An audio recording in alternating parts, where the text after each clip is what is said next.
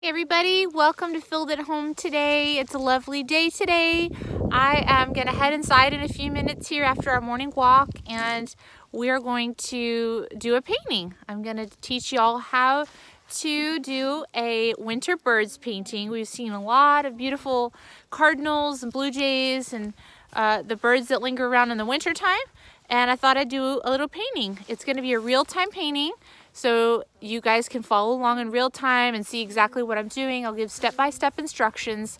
We'll have some simple tools, paint and a pencil and things like that. I'll link just here in just a second the tools that we're going to need today. Grab a cup of tea and join me this morning on Filled at Home.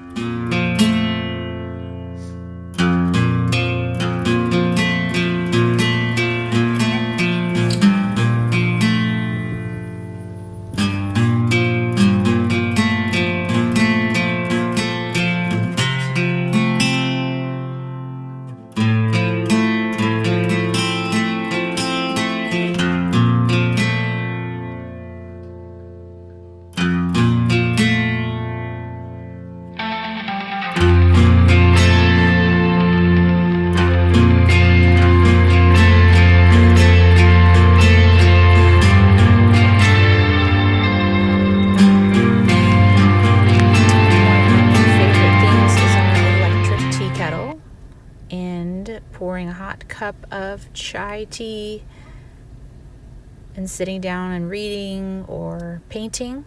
So this morning I hope you can grab a cup of tea too and have some fun painting with me.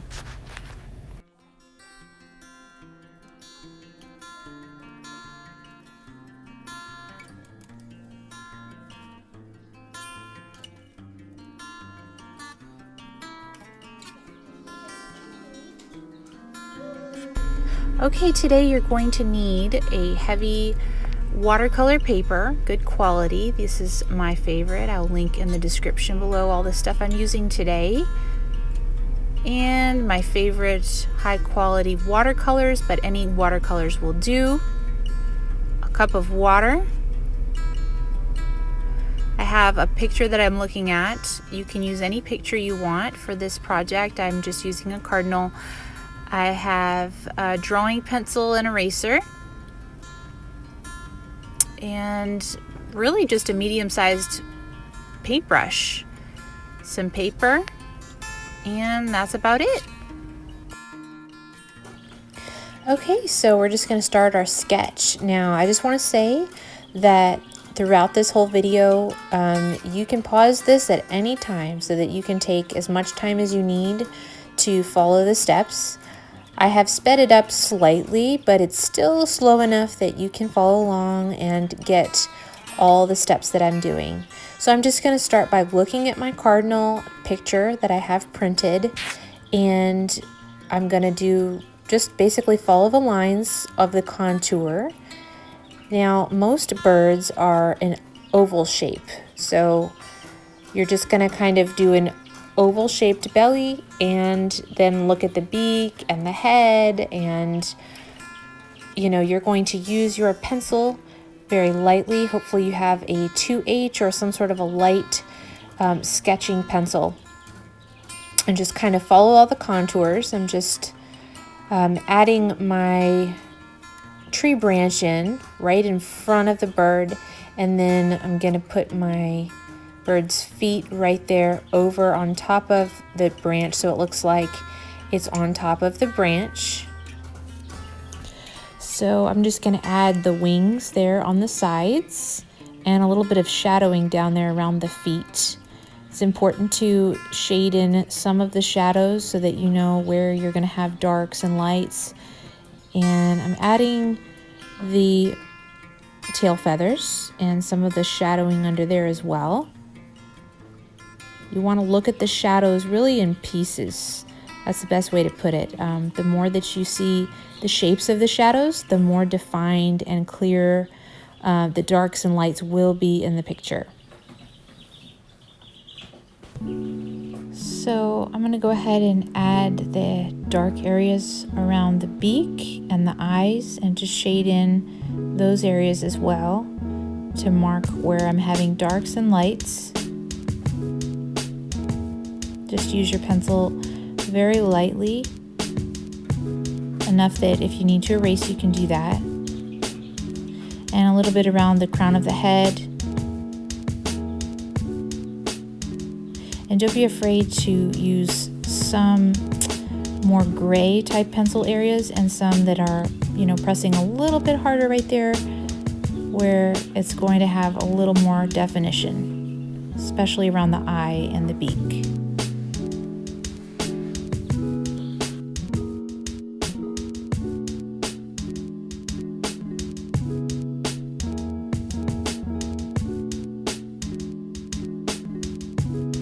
So now I'm just going to start sketching in my tree branches. They're going to be just in all different positions, whatever you think looks good.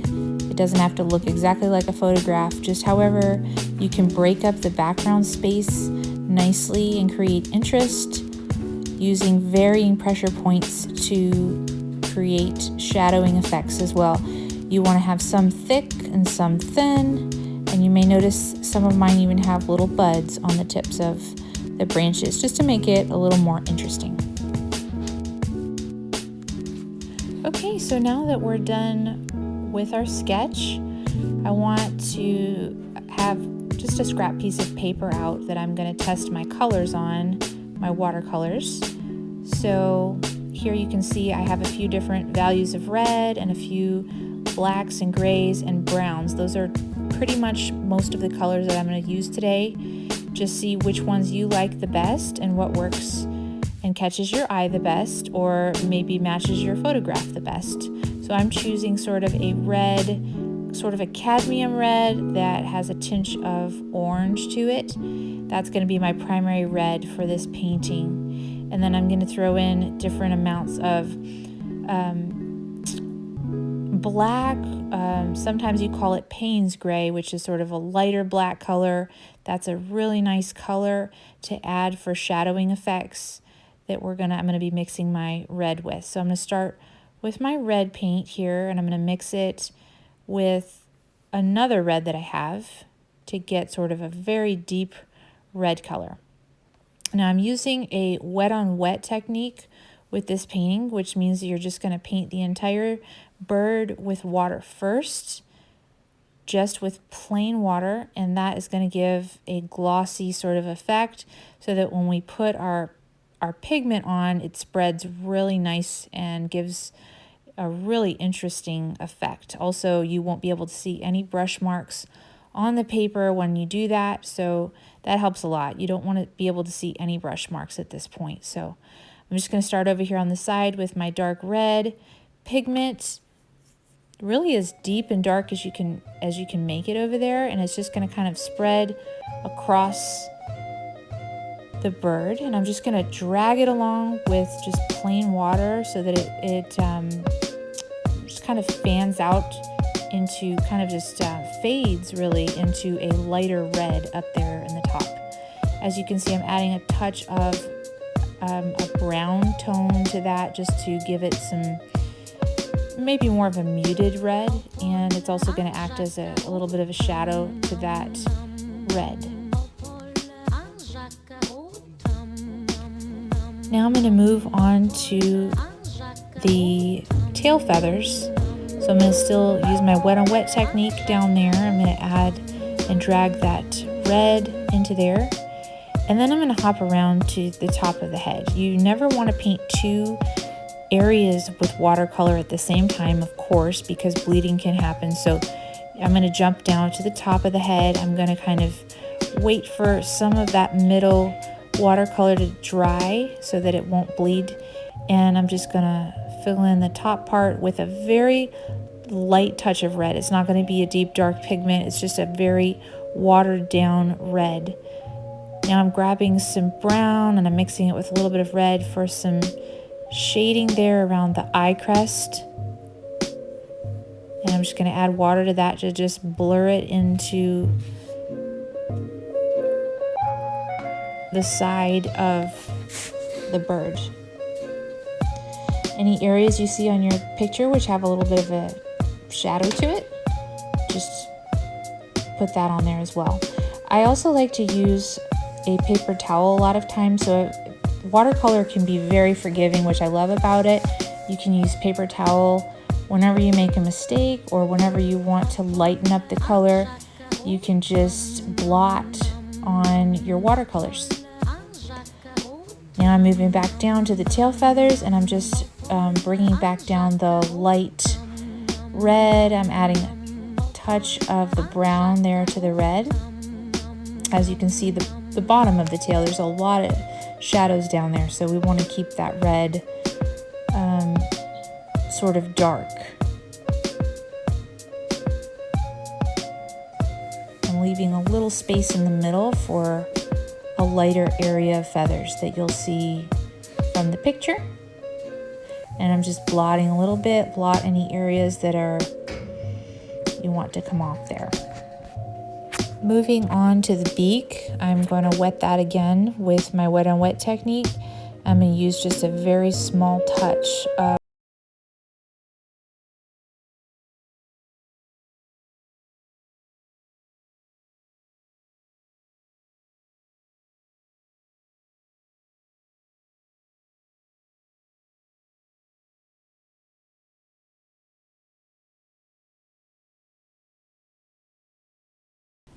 and I'm also just going to add more water right on top, which really adds a nice blending effect.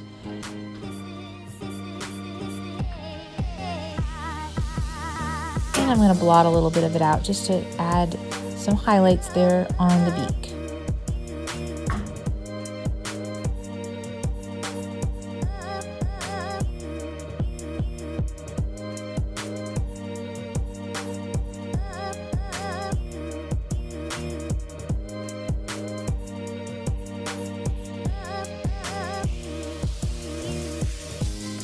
So now I'm going to go back down to the tail feathers.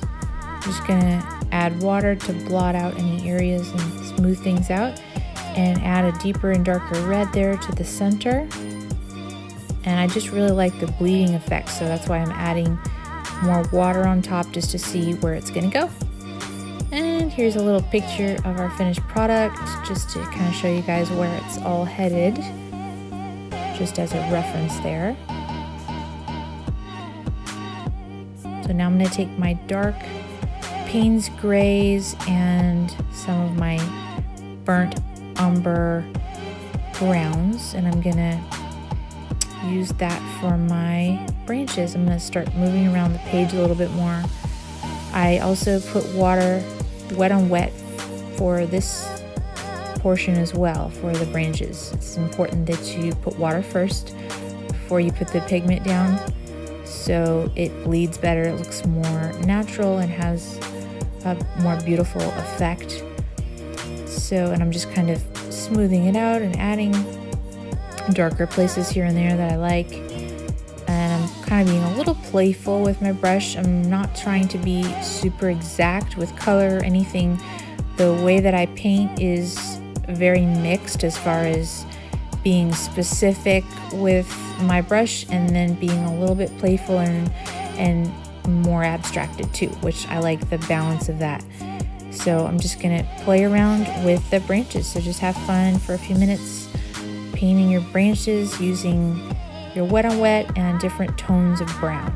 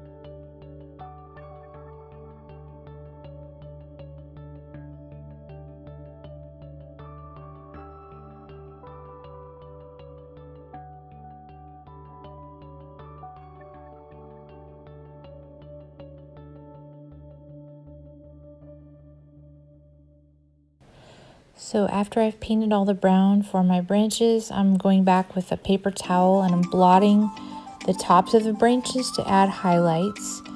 If you notice, I was pretty much just adding the brown to the bottom of the branches, so now the highlights will be towards the top, and any other areas you see where you want the color to separate a little bit, not be so uniform, just blot in those areas.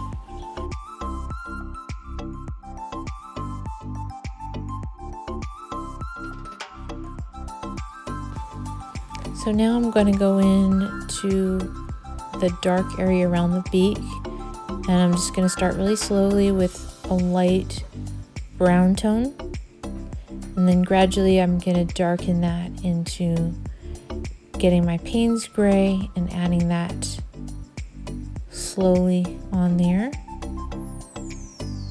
just to make sure that it doesn't bleed. That's why I'm just going really slow around that area, and draw it out around the eyeball, and just be very careful around the eye. The eye can be the most tricky part, and if you notice the way that I had it shaped and the way that the way that it looks on the bird is very much like an almond type of shape.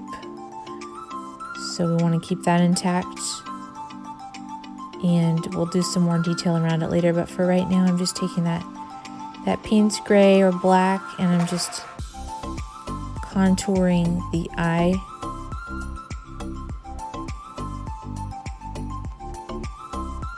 And I'm also adding a little dark. You want to use the very tip of your brush right there for the beak. A little shadow there in the beak, and we don't want it too dark. So I'm gonna add a little water back on top, and then I'm probably gonna blot that up just to grab some of the pigment so it's not so dark. You just want a little bit of definition on there. I'm going to go ahead and do this darker area here on the wing. So I'm going to add a deeper red tone on that side, and I'm going to dry my brush off just a little, and I'm going to add a darker pigment for some lines of interest here on the sides. So earlier we were using mostly wet on wet, and when you start building up your layers later, then you can keep your brush a little more dry after you have your initial layers to achieve different effects with your paintbrush, which kind of creates textures and varying levels of darkness and tone. So I'm going to go back in some other areas that I see need a little bit of shading here around. And any areas that you see that might need some shading, just mix your red with some of your brown or some of your gray to achieve a darker red tone. So I'm going to go in here around the leg and the foot, and I'm going to add my shadows. Those areas that were already pre-mapped out with my pencil, now I'm going back in with the dark. It's important to have those mapped out as shapes. We see with our eyes as shapes, and so when we even were to squint our eyes and look from far away, we can see what those negative shapes or negative values would be, which makes the overall painting look a little more clear for the viewer.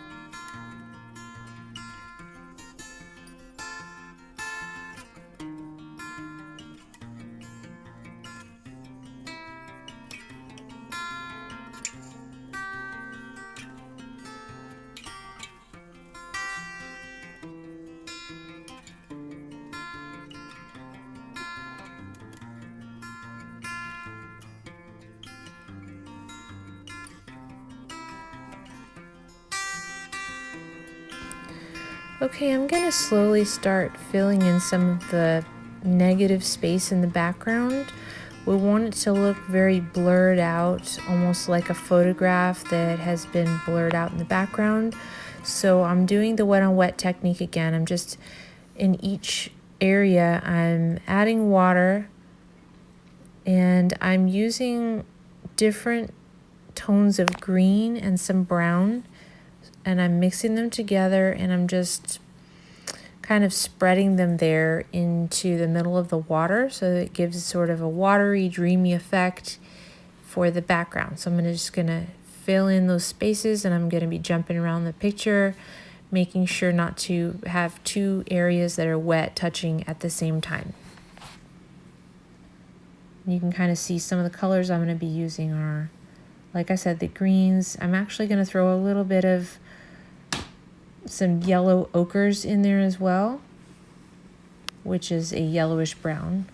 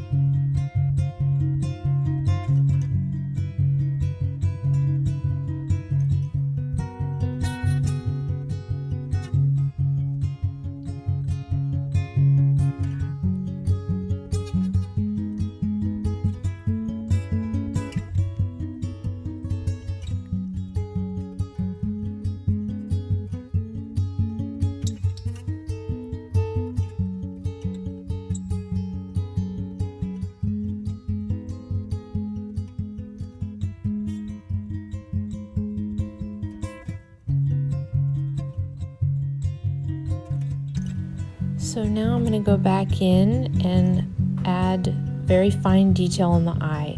So you want your brush to be super dry for this part. So and then you're going to dab your brush into the black paint, and you're going to be very careful to follow along the inside of the eye, leaving a highlight towards the top half of the eye. So you want to create a really crisp effect with a dry brush and a slight amount of paint.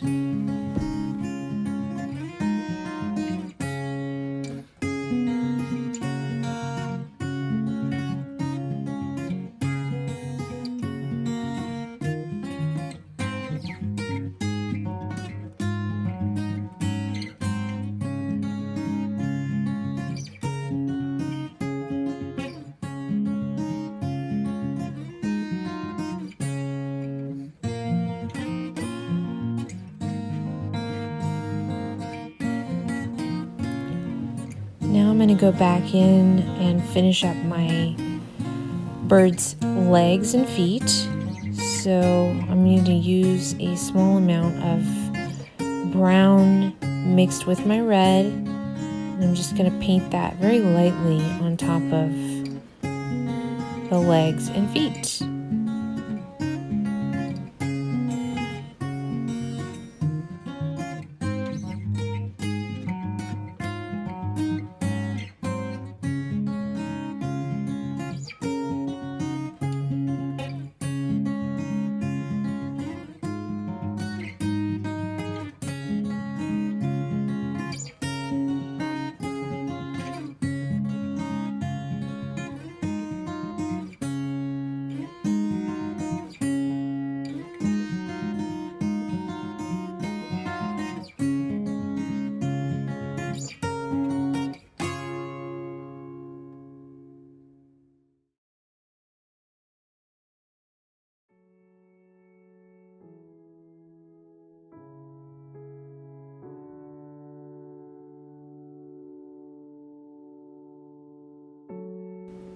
Now I'm going to go back in with my darker tones, my Payne's gray and my brown, and I'm going to add some shadowing around in between the fingers, or feet, I guess you could say, of the bird.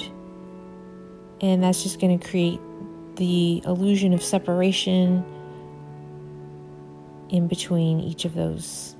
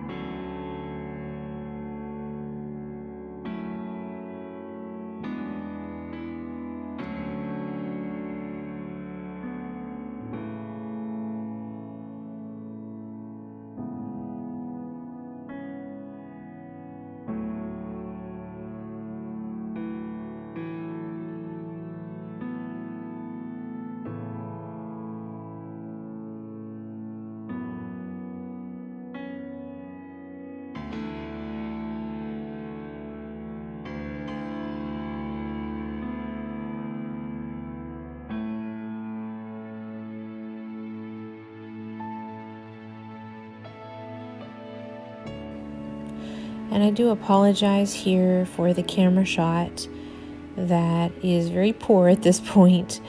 I will hope to change that here in the future with a different tripod that I hope to get, but you might not be able to see that I'm just adding some darker shadowing down to the tail feathers.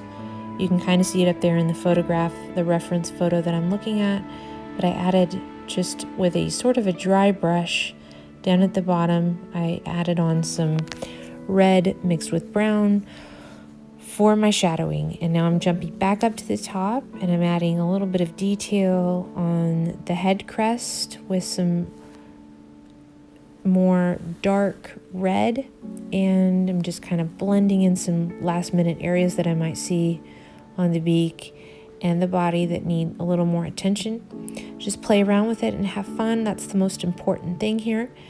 And I would just play with it until you feel like it's how you want it and it feels right. That's when you know it's done.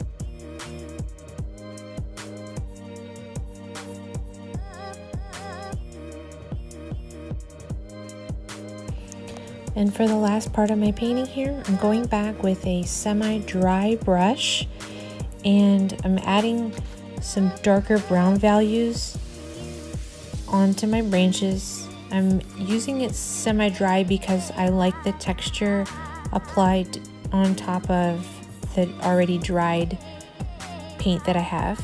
It just creates a little more texture. So you'll notice I'm going to start drying up the brush even more here towards the end.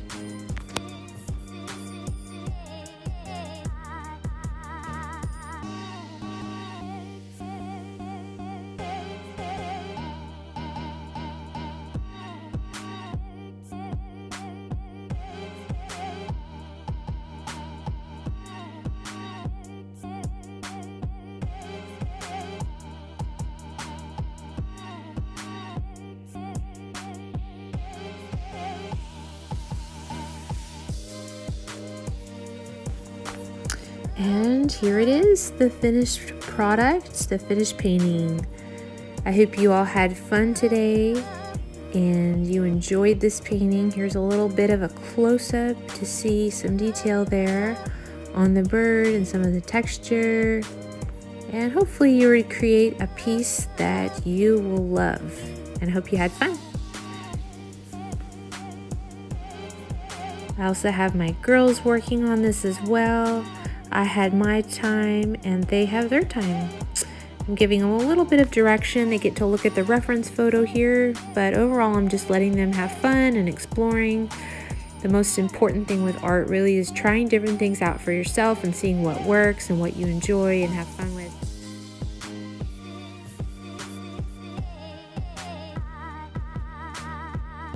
So I hope you all had fun today with the painting tutorial. Leave me a comment down below. Let me know how the painting turned out for you, if it was easy enough to follow step-by-step instructions, and also if you have any painting suggestions, things that you want to learn how to paint in the future. I'm hoping to do about one painting tutorial per month, and this should be easy enough to follow along for adults or for kids. You can kind of break it down a little further for kids. But I hope you all had fun today. Join me on the next one. Bye.